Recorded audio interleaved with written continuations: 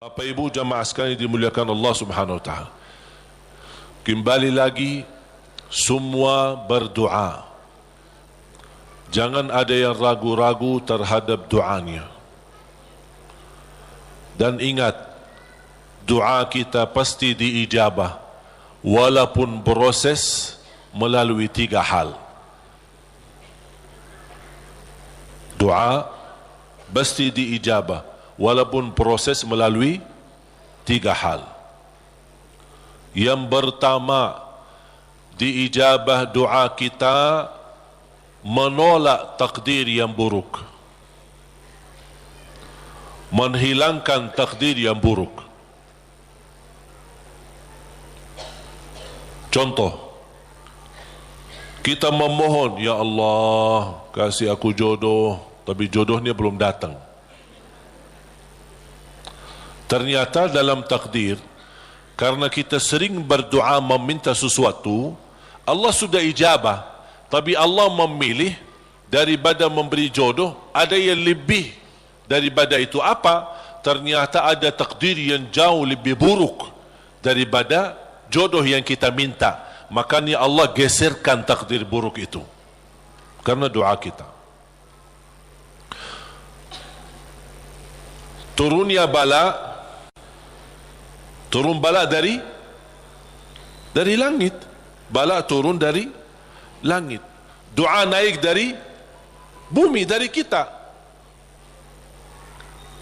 Pas di udara bertemu, bala sama doa berantem. Perkelahi antara doa sama bala. Yang kalah siapa? Bala, dan doa naik. Artinya bala tidak jadi turun. Itu saking kuatnya dan berkahnya doa kita. Berarti doa pasti diijabah. Proses pertama, doa yang kita minta Allah belum ijabah secara langsung sesuai permintaan, tapi Allah menolak sebuah bala yang kita tidak tahu. Misal, tertulis dalam takdir kita hari ini akan kena kecelakaan motor, tapi ternyata doa kita tidak pernah bilang, ya Allah selamatkan saya dari kecelakaan motor misalnya. Kita dah berdoa seperti itu. Tapi karena Allah melihat dalam takdir ada bala yang akan turun hari ini, tapi karena kita suka berdoa, Allah memilih mana yang baik. Allah yang lebih tahu mana yang baik. Apakah ijabah sesuai permintaan atau Allah memberi penggantinya yang lebih baik. Ternyata penggantinya yang lebih baik, Allah memilih tolak bala. Allah bisa saja kasih jodohnya tapi kena kecelakaan motor. Nanti merasa nyesal. Aduh, baru sudah nikah atau ketemu jodohnya malah dirawat di rumah sakit. Kesal enggak? Merasa, aduh gimana gitu.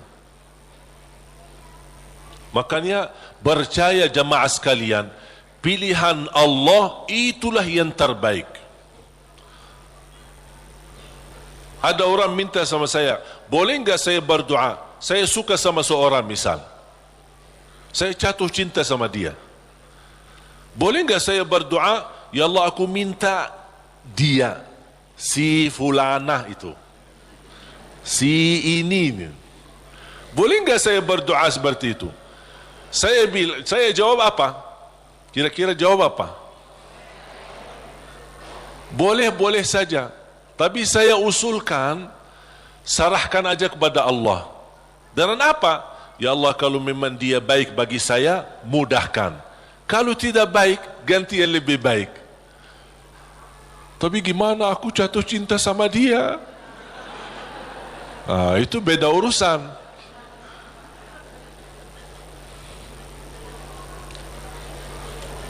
Nanti ada satu cerita, insya-Allah indah, bisa menambah wawasan buat kita. Yang kedua, diijabah doa kita dan diberi oleh Allah Subhanahu wa taala sesuai permintaan.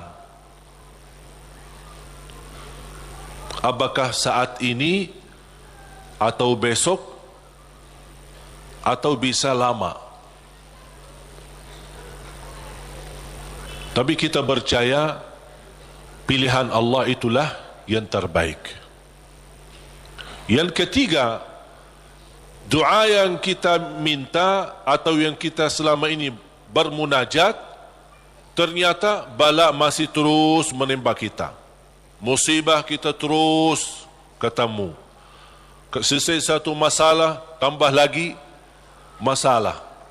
Kemudian permintaan yang kita minta juga belum ketemu. Saya minta kerjaan yang bagus, belum ketemu. Saya sudah berusaha melamar kerja sana sini, belum ada. Terus mana doa aku selama ini, mana? Ternyata yang ketiga, jatuhnya yang di ketiga. Yang ketiga apa? Allah simpan doa kita buat di akhirat.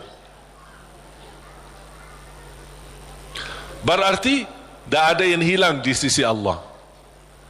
Kalau tidak tertolak bala, tidak diijabah sesuai permintaan, berarti yakini, oh disimpan di akhirat.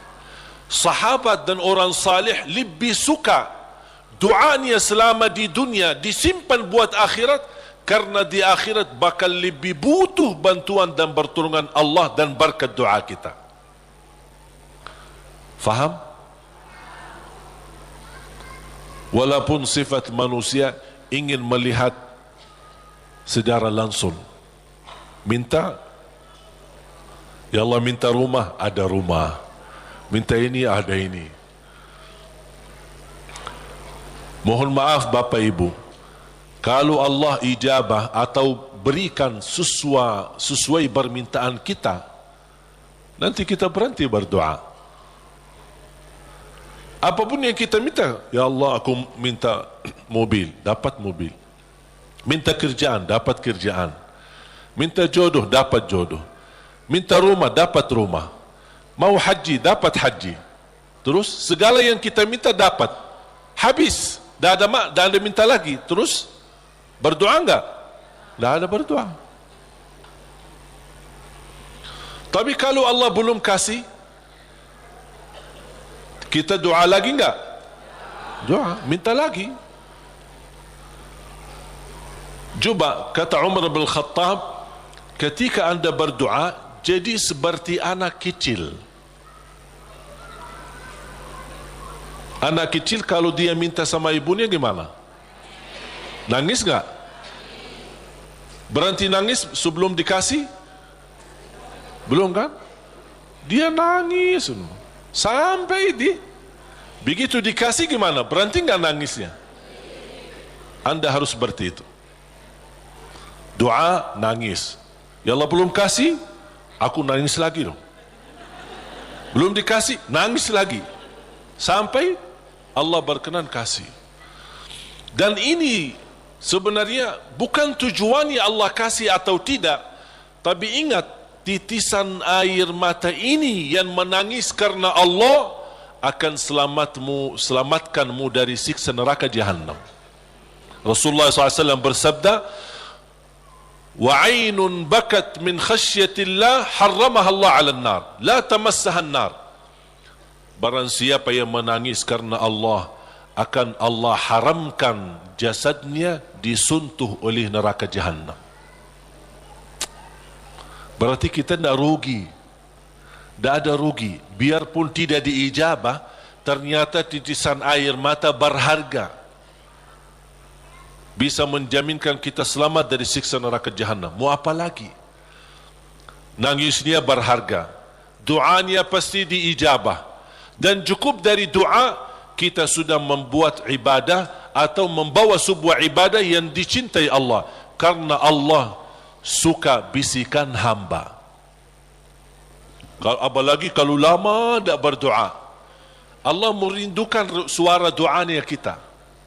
Apalagi doa yang tulus dan ikhlas. Makanya kadang-kadang kalau kita tidak diberi doa atau tidak beri permintaan atau tidak beri permohonan kita, terus kita berdoa terus sampai diuji, sampai di macam-macam, sampai kita merasa sudah tertekan, tidak kuat. Kira-kira bisikan doa kita seperti apa nanti? Dalam keadaan doa, dalam keadaan susah atau senang. Menurut saya doa dalam keadaan susah jauh lebih murni daripada doa dalam keadaan senang. Kalau dalam keadaan senang artinya ya biasa-biasa aja, dapat atau tidak dapat. Tapi cuba kalau lagi stres, lagi pusing, lagi galau, gimana bisikan doa? Ya Allah,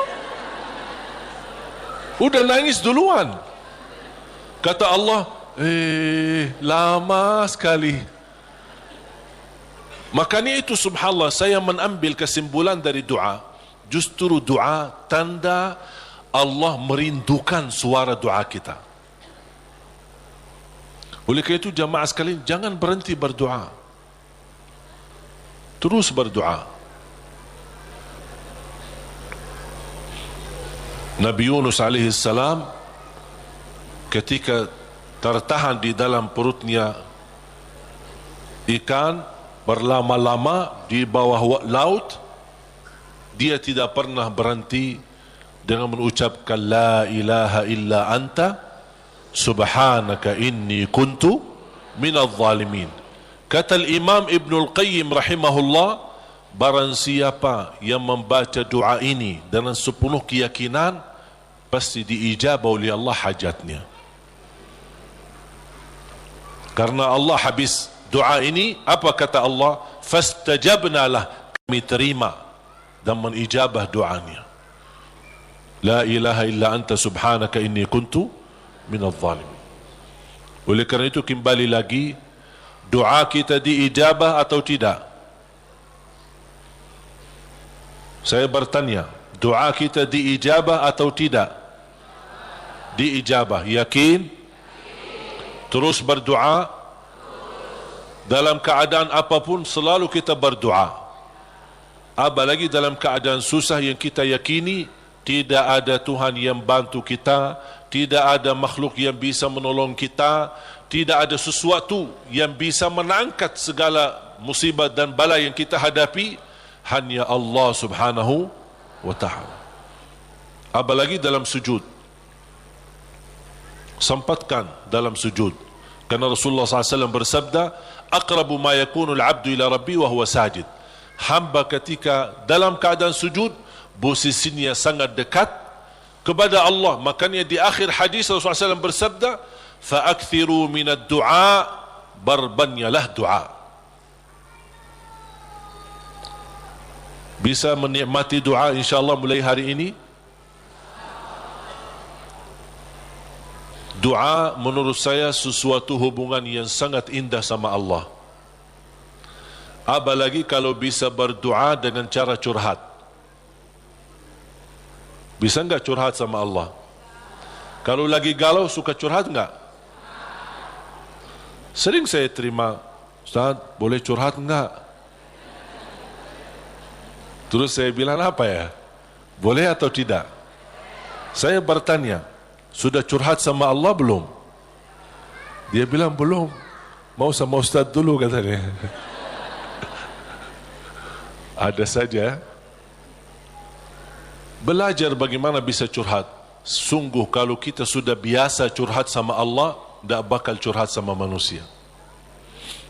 Jadi ketika berdoa, jangan hanya minta, ya Allah tolonglah, tolonglah ya Allah, ampunilah. Jangan hanya suka minta, cerita.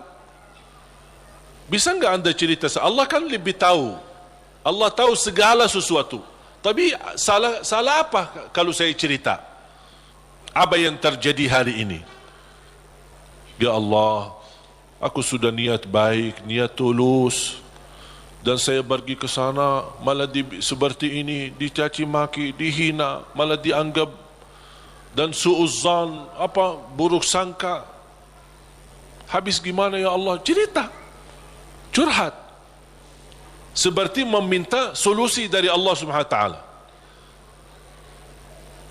Kalau belum merasa ada jalan, wallahi akan merasa nikmat. Cukup anda bisa nikmat bersama Allah Subhanahu wa taala. Sebagaimana Nabi Yaqub ketika kehilangan anaknya, ada dia berkata apa? Qala innama ashku bathi wa huzni ila Allah. Aku hanya mampu curhat kepada Allah Subhanahu Wa Taala. Aku ingin cerita, padahal Allah tahu apa yang terjadi, tapi dia ingin cerita lagi sama Allah Subhanahu Wa Taala. Ungkapkan cerita ini kepada Allah, itu sudah merasa diri dan membuat hati kita tenang. Kembali kepada hidayah, dan saya tutupi cerita. Jadi hidayah yang pertama, hidayah dalalah wa irsyad. Seperti tugas para nabi dan rasul dan ulama berdakwah, dan anda semua bisa membagi hidayah irsyad, memberitahu ke orang lain lewat SMS, lewat WhatsApp, lewat apa saja yang kita mampu secara langsung. Yang kedua adalah hidayah taufiq. Hidayah taufiq. Habis kita dapat hidayah irsyad, habis kita sudah tahu, habis kita belajar, angkat tanganmu, ya Allah, berilah kepada diri aku, berikan kepada kami semua hidayah taufiqmu, agar ilmu yang saya belajari bisa saya amalkan, bisa menjadi saksi baik, bisa membuat saya lebih baik, bisa merubah saya menjadi lebih baik, bisa menjadi mulia di mata manusia dan mulia di matamu ya Allah. Itu namanya hidayah taufiq. Itu yang dimaksud ihdinas siratal mustaqim.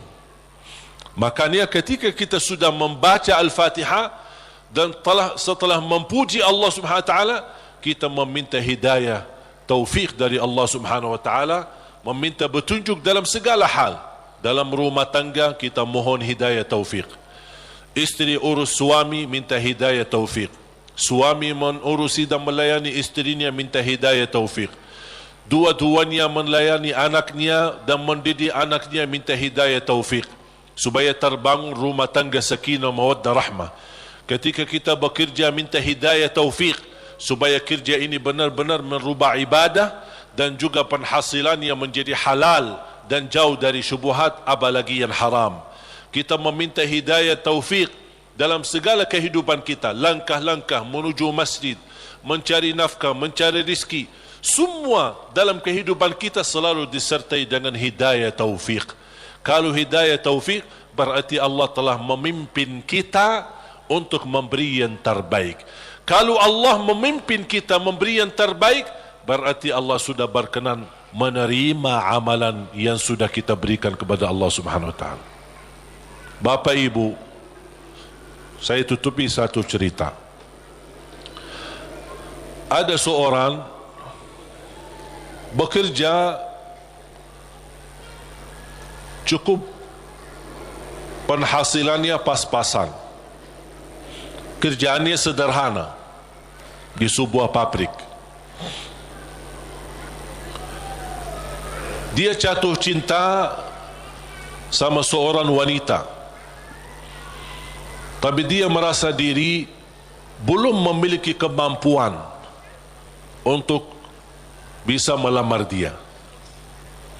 Dia hanya berdoa kepada Allah Subhanahu Wa Taala bagaimana supaya bisa mendapatkan kerjaan yang lebih baik, kerjaan yang lebih besar, supaya penghasilannya banyak dan bisa membawa dia atau menikahi dia. Sudah berdoa, sudah memohon berlama-lama, tapi dia tidak sabar untuk menanti-nanti bertemu dengan jodohnya.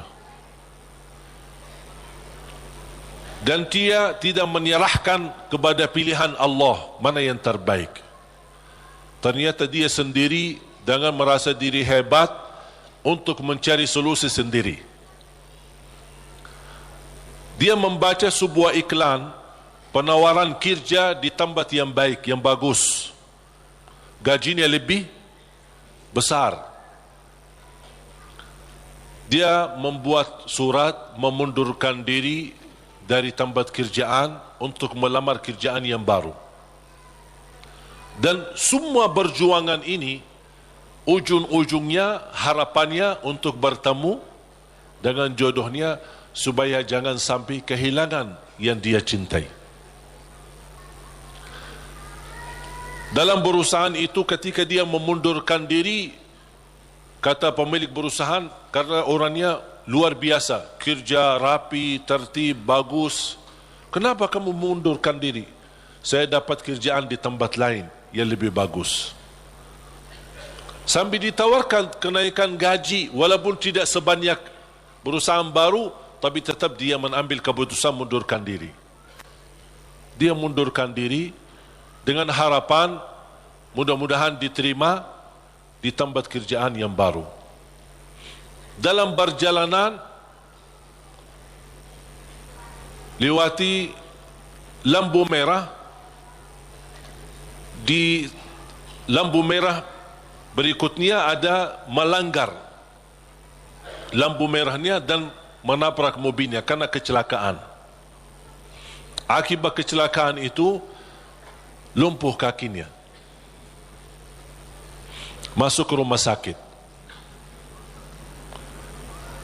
Dari hasil kecelakaan ini, dia kehilangan kerja yang lama, kehilangan kerja yang baru.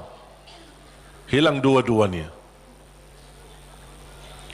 Berharap selama dia di rumah sakit, barangkali si perempuan yang selama ini dia cintai bisa datang. Ternyata berhari-hari tidak pernah datang. Di SMS tidak dibalas, di telefon tidak diangkat. Tapi dia tidak pernah putus asa karena masih cinta sama dia. Habis dia berupaya dan bekerja keras dari rumah sakit, akhirnya datang yang menjadi harapan dia, calon istrinya. Melihat keadaannya sudah tidak ada kaki, dalam keadaan tidak bisa bergerak, tidak bisa berbuat apa-apa. Datang melihat keadaannya, si calon istrinya ikut sedih, tapi tidak berbanyak bicara. Kemudian dia meninggalkan rumah sakitnya dan dia SMS kepada si laki, mohon maaf, barangkali kita bukan jodoh. Soalnya ada seorang yang datang ke rumah bapa melamar saya. Bertambah sakit. Sakit kaki ditambah sakit hati. Yang menabrak dia ketika kecelakaan ternyata seorang perempuan cantik dan dari keluarga yang kaya. Dan subhanallah, karena si perempuan ini merasa diri bersalah, selama di rumah sakit si perempuan ini terus melayani dengan ikhlas dan tulus. Tapi si laki ini masih hatinya ke si perempuan itu. Sampai alhamdulillah selesai dirawat di rumah sakit, dipindahkan ke rumahnya. Pas sampai ke rumahnya, masih si perempuan cantik itu suka datang ke rumahnya melayani. Dan ada ibunya juga, ibu si laki itu. Lama kelamaan sudah mulai terbawa hati dan perasaan. Tapi dia merasa malu.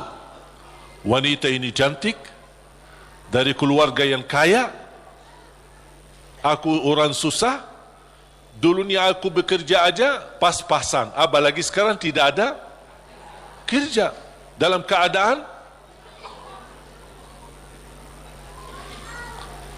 kalau saya bicara sama dia, kira-kira mau enggak sama aku? Dia masih belum meyakinkan. Dia hanya menyerahkan kepada Allah Subhanahu wa taala. Ketika satu saat pagi hari, dia sudah merasa setiap pagi menunggu si perempuan datang, karena dia suka rutin, ikhlas, tulus untuk datang melayani. Di pagi hari menunggu datang si perempuan, seperti biasa bikinin teh, terus datang, siapin sarapan, walaupun ibunya ada. Tapi dia sudah merasa diri bersalah, ingin membalas, ingin berbuat sesuatu. Dan langsung perempuan berkata, aku ingin sampaikan sesuatu, boleh? Kata si laki, saya juga ingin menyampaikan sesuatu, tapi tak apa-apa, kamu duluan.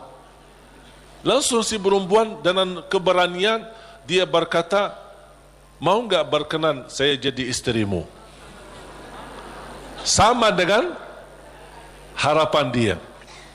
Dia langsung kaget, seperti perasaan yang sama, keinginan yang sama, hati yang sama. Tapi langsung kata beliau, apa yang saya bisa berikan? Saya orang biasa, orang miskin, dalam keadaan begini, tidak bisa bekerja. Langsung perempuan ini, jangan fikirkan soal kerjaan. Ayah saya seorang pemilik perusahaan besar, saya bisa mendapatkan kerjaan di tempat ayah saya. Langsung kata dia, bagaimana aku bisa bekerja dalam keadaan begini? Kerjaan kamu mudah di kantor, tidak perlu di lapangan. Jadi dapat kerjaan yang jauh lebih enak, gaji lebih besar, dengan istri yang lebih cantik. Gimana si wanita itu? Si perempuan itu yang melamar dia sudah nikah, ternyata hasil nikahnya tidak bertahan lama, cerai. Kenapa cerai? Karena tidak bisa punya keturunan. Sedangkan si laki yang kena kecelakaan, dia ingin nikahi perempuan itu karena ingin mendapatkan keturunan, karena dia suka sama anak-anak. Allah tahu kesukaan dia tidak akan dapat dengan perempuan ini, makanya Allah memilih dia dapat perempuan yang jauh lebih cantik, lebih kaya, bahkan terjamin mendapatkan keturunan. Walaupun kecelakaan.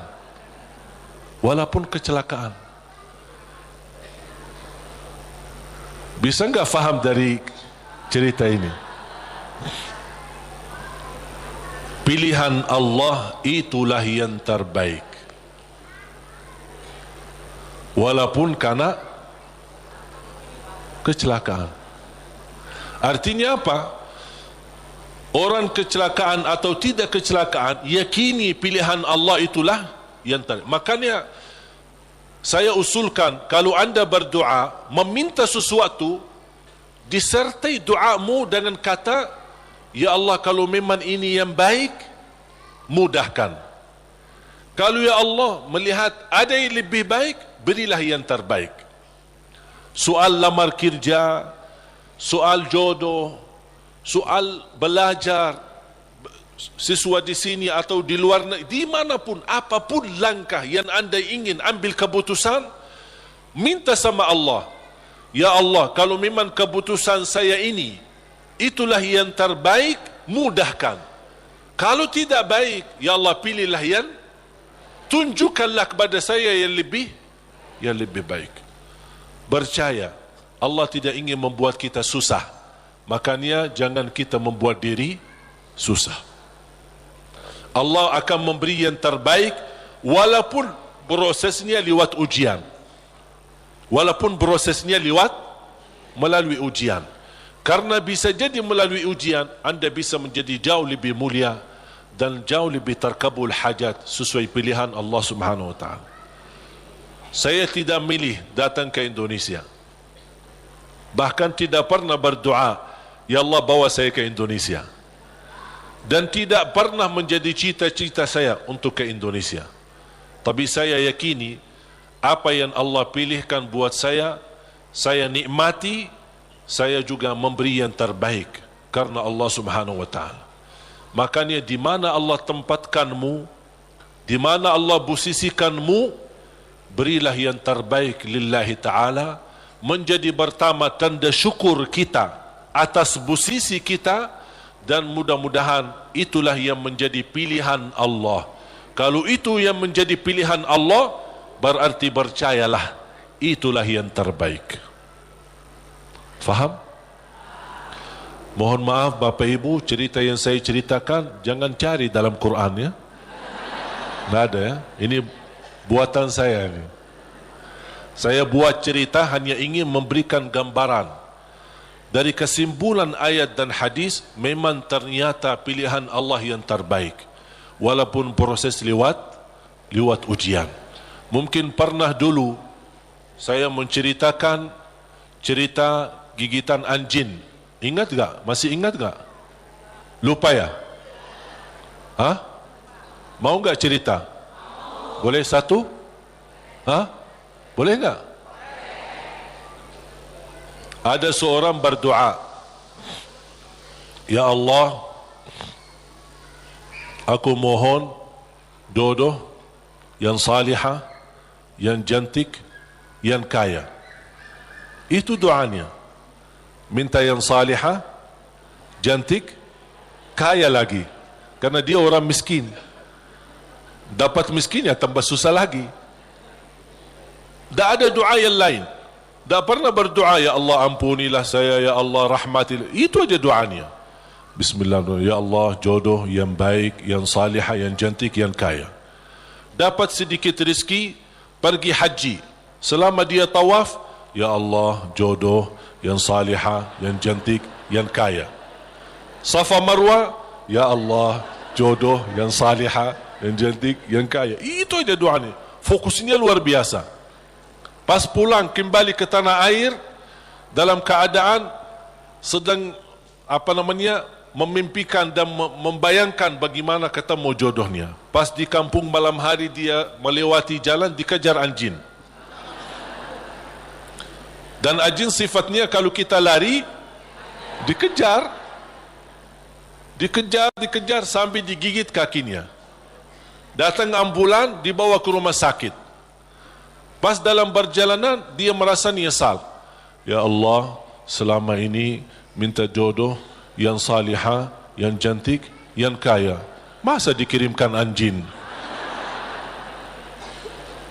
Merasa tidak terima gitu. Jadi aku selama ini minta ini, kok dikirimin anjing? Artinya ujian. Dia tidak mau, merasa diri tidak terima. Pas sampai ke rumah sakit, dirawat sama seorang dokter yang salihah, yang cantik, yang kaya, jadi jodohnya.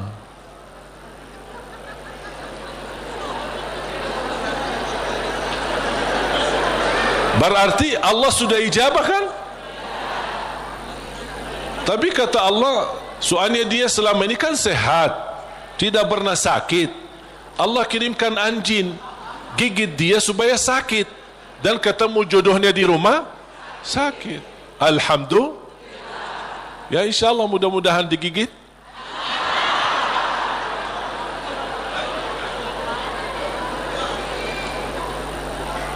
Makanya subhanallah jemaah sekalian, wallahi percayalah sama Allah. Percayalah sama Allah. Termasuk apa yang terjadi di Palestina, percayalah sama Allah. Allah tidak suka umat Islam ditindas. Allah tidak suka umat Islam dalam keadaan dihina, diusir, dibunuh. Kezaliman yang terjadi di Rohingya, di Palestina dan di mana-mana terhadap umat Islam, Allah tidak suka itu. Cuman pasti ada sesuatu yang Allah ingin tunjukkan, yang menjadi pilihan. Barangkali melalui ujian ini Allah ingin mewujudkan manusia yang kuat menghadapi segala tantangan. Dan juga salah satu hikmah, Allah ingin menunjukkan kepada dunia bagaimana kekuatan kebersamaan umat Islam. Dan alhamdulillah, menurut saya apa yang terjadi dari hasil diumumkan Al-Quds menjadi ibu kota Israel, justru memang nampaknya ujian, tapi bagi saya nikmat, karena dari situ umat Islam mulai bersatu. Tidak pernah tergerak semua dunia, jangankan yang muslim, non-muslim pun tergerak. Semuanya turun di lapangan untuk menunjukkan ke mata dunia, kami menolak proses ini. Dan inilah salah satu hikmah yang Allah ingin tunjukkan kepada manusia dan kepada musuh Islam, bagaimana kebersamaan kita, kepedulian kita walaupun kita memang tidak bisa membantu banyak untuk saudara kita Palestina, tapi upaya kita, sedekah kita, infak kita, doa kita dan rasa kepedulian kita mudah-mudahan menjadi tanda saksi baik. Ya Allah, itulah yang kami bisa berikan. Kami tidak bisa merubahkan keputusan, tapi kami bisa menunjukkan perasaan dan bisa menunjukkan yang baik dalam doa dan kekuatan kita, karena kekuatan kita adalah kebersamaan. Kalau kita bersatu, baru musuh Islam mulai memfikirkan jangan bermain-main lagi terhadap umat Islam.